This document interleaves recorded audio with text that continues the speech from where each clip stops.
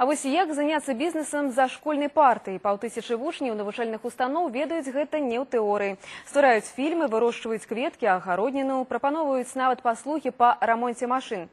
Як ідуць справы з прыбыткам у маладых бізнесменаў, даведаліся нашы корэспандэнты. Валерый у бізнесе 2 гады і адразу на яго вяршыні дырэктар кампаніі.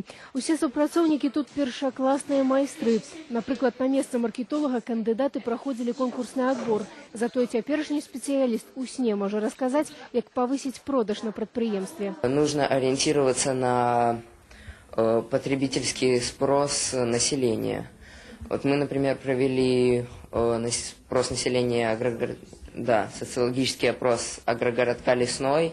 Мы выяснили, что жители нашего микрорайона больше всего любят делать подарки для своих родных и близких.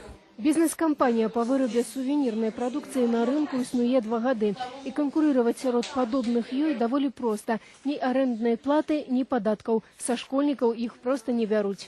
Як у сапраўдным бізнесе гэтыя маладыя людзі сваю працу пачалі з бізнес-плану.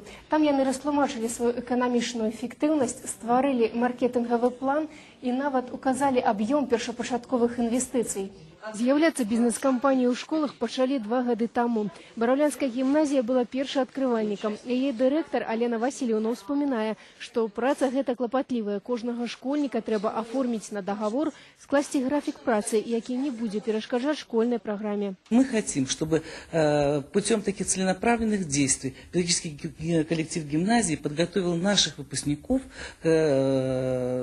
к возможности работы их после окончания гимназии. Сваю прадукцыю школьнікі прадаюць на кірмашах і ў інтэрнэце. Выручку галоўны бухгалтар кожны месяц размярковае на затраты і зарплаты супрацоўнікаў. Часам знаходзіцца і звышпрыбытак. На яго бізнесмены купілі ў школу ламінатор. Выдатны прыклад, як можна выгадна звесці дэбіт з крэдытам. Выполненное в работе, да, сколько человек работал, сколько прилагал усилий, посещали когда занятия, и все это вместе суммируется, и мы зарплату даем.